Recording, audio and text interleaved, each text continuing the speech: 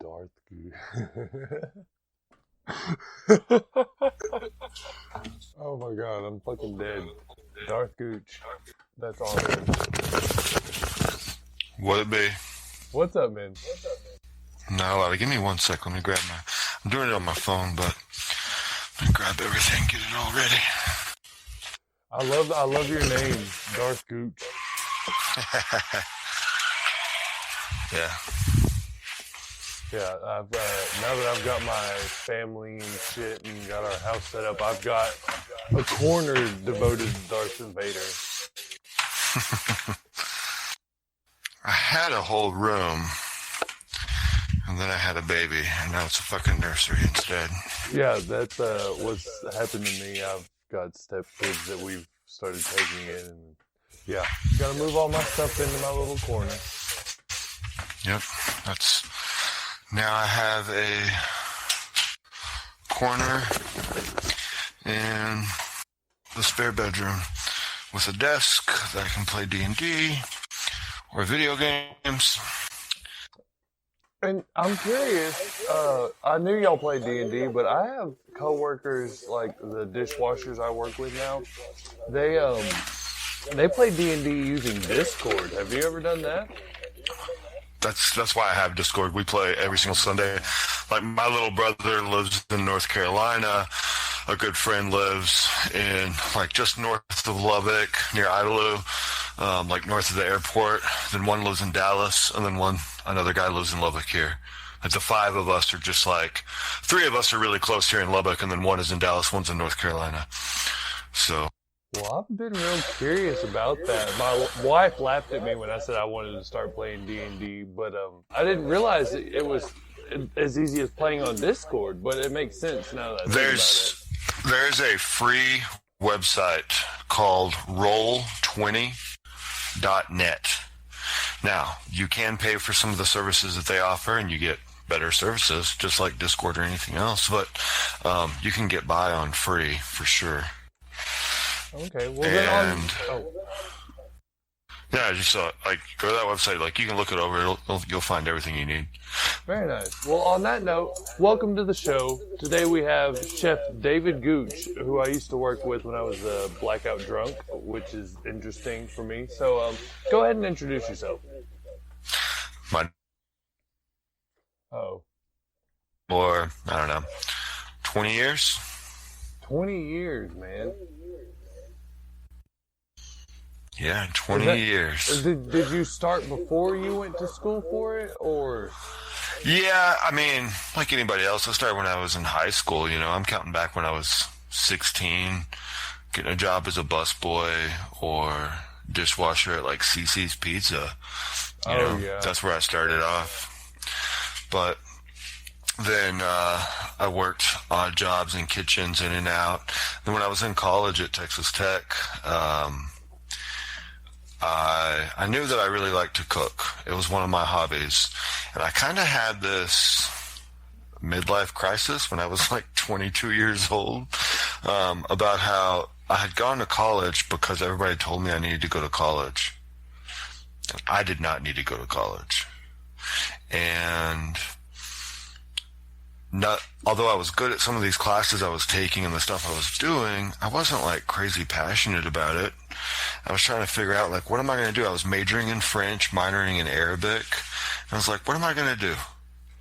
You know, like, do I want to, like, am I super passionate about, like, being a translator, or, I enjoy speaking different languages, but that wasn't, really, I just didn't have any passion for it. So I thought about my true passions in life, which were cooking, animals, and playing video games. And I was like, well, if I wanted to have a career doing animals or video games, it's like 4 more years of school. And if I wanted a career cooking, you know, culinary school is pretty short because it's like super intense. So I finished up school at Tech and then went to culinary school. And what school? But while I went to Le Cordon Bleu in Austin, Texas. Oh, okay. My friend just, the restaurant I work at now, he got me the job there. And honestly, I used the Craft House name to get that job. Sorry, not sorry. But he's just graduated from the Escoffier. I don't Yeah, know. Scuffier in Austin. Yeah, they canceled the graduation ceremony, but yes, he did graduate. Oh. I was just there last Monday, and I took a tour of Escoffier with some of my students.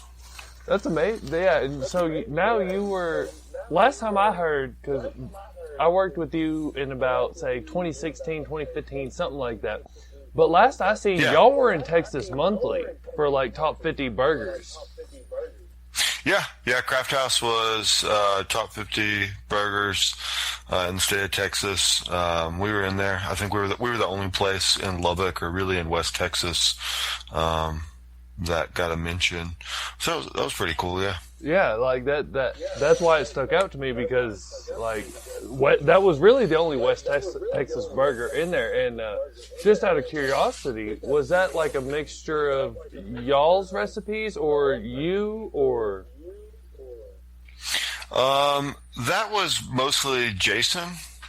That's his idea and his burger. And I'm trying to remember. When we started and he gave me like his idea for the first run of the menu. I mean, things had to change so hard. We had to change to meet the demands of Lubbock. Like the original burger that we had was like 10 ounces, and it was just so massive. Nobody could really finish it. It's still an 8-ounce burger. It's still a big fucking burger. So it's hard to finish. Oh, it's worth the money. Oh, for sure.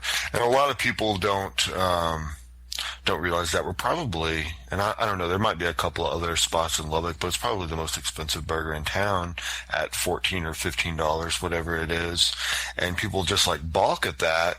And they just have no idea that that meat is ground every day. The buns are made every day. The sauce is made from scratch. The mustard on that burger is made from scratch. The onions are caramelized. That was one of the morning. things that inspired me to really get serious about working in this field, because working there, even just as a dishwasher and fucking up my chance at being a prep cook there, y'all made pretty much everything in-house, which was mind-blowing to me, because like even so much so that y'all changed the menu like every 3 months or seasonal. Yeah, change it seasonally and house. I mean, from the ice cream to the ketchup, that's what blows a lot of people out of the water, is that we made ketchup from scratch. You ordered a steak, we literally cut the steak off the subprimal cut right before we throw it on the grill. So yeah, it really throws a lot of people off. I'm glad that's awesome that it inspired you, though. I mean, that's always amazing to hear. Oh yeah, man, because like you, I'm a Star Wars fanatic, and seeing a chef like you with the beard and everything that I always wanted, doing so well for yourself, I'm like, fuck, I can do this, man. I just got to get off my bullshit, And I'm not near as successful as you seem to be in the culinary, world. But you seem to be doing really well. Like, that restaurant was amazing. I still, to this day, tell people about your Shinerbach mustard.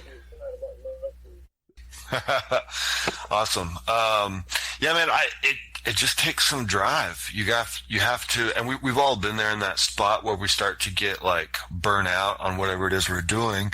I'm not even with the Craft House anymore because I started getting a little burnout. Doing what I was doing, and it was time for time for something fresh, time for something new. And you're a teacher now. Yeah, I really, for a lot of reasons, and I'm teaching culinary arts. I teach an advanced culinary arts class to high school students. So I only teach juniors and seniors. It's their 3rd or 4th year of taking culinary arts in high school. And so I get to teach kids that are really interested in it. And me and my wife moved to teaching because, one, we really wanted to start a family and have kids. And I just knew that it wasn't going to be extra difficult if I stayed in the restaurant. And I had seen, the owners of that restaurant, other friends who had kids and worked in restaurants, like how difficult it was on them, the pain they went through Because the owners of Craft House, they were a couple starting a family they're a too, couple, and weren't they?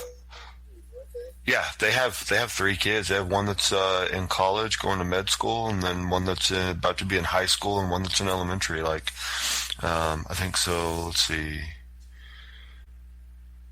9-year-old, 14 or 15-year-old, and then 21-year-old. I think that's what they have. So, and I saw, like bringing their kids up to work all the time, and they're just like sitting in the office, like coloring or playing with an iPad, or they're in the kitchen, like playing with knives and annoying me. I mean, I love those kids. I buy them Christmas presents every year. I haven't even worked there for 2 years, but I still like, That's family. Yeah, it'll always be family. I'm going to have dinner with them tomorrow night, mention me. Let them know I'm doing well, because I know I left on a bad note with them, and I hate to do that, man. Because even my boss currently, she was coming up to the store just the other day, bragging about how she ate at the Craft House, and I was like, I used to work there. Yeah. No, it's awesome. I love being able to like brag about that. And it's really funny to me because, like I tell my students, I'm like, yeah, they're like, where'd you used to work? And I tell them the Craft House, and they're like, I've never heard of it. I'm like, well, it's because you're, 16, 17, like you're not eating at places like that. And, you eat so much. Your parents aren't going to take you out somewhere like that to begin with. Yeah, they'd have to pay like $80 did you to leave feed on? you. Did you leave on bad terms? I don't remember, Steven. You got to be, if I'm being honest. I showed up late for my second prepping brunch shift, and you told me adios, Houdini, or so, like that's like pretty much word for word, and I just turned around and walked out. Okay. I'm trying to remember what happened. I think it was a dark time for me. It is, but Sundays were always really rough, and I was under one of those training things of where if somebody is late a couple of times on Sunday morning, it's just so high stress for that damn brunch shift that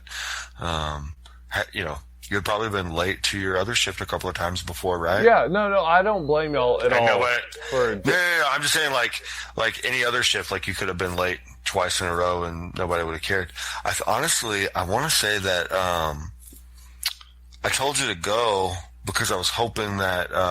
You had hope for me. I kind of remember the owner telling me later. She was like, "Why didn't you just fire him?" And I was like, it's like, let's just, we got someone to cover, replace him today. But yeah, she was like, you should have just fired him now. Now he's got to come back so you can fire him. I was like, cool, thanks. But, it happens. And you were inspiring to me, man, because like, I'll talk about it all goddamn day. I started working there, and like, I was a dishwasher, and I started like getting along with Zach and helping prep, doing that. And you gave me the opportunity to prep for y'all. Seeing as busy as y'all were, still to this day knowing how busy that spot was, you gave me that opportunity, and that motivated me to do what I'm doing now. Even though I might be trying to get into the local because you got to follow the money. But you're a big inspiration of mine. Good, man. I'm glad. And a lot of that has to do with you dressing up as a slave layup. Just saying, that shit's funny as fuck. That was a cold Halloween. I bet, man. I've been trying to convince my wife to do the same, but I don't know if I'm ready for that cold Halloween. You can get a good cheap version of that costume. It's not bad. Well, so you're a teacher now. Do you have do you plan to stay there, or do you have any future plans for like opening your own spot? Because I've got a dream of opening a food truck. I've always had a dream of having my own spot. I think everybody at some point, you're like, yeah, if I had my own spot, I would do this, I would do that. That's what I would want to do. I'm really happy teaching right now. You really like being around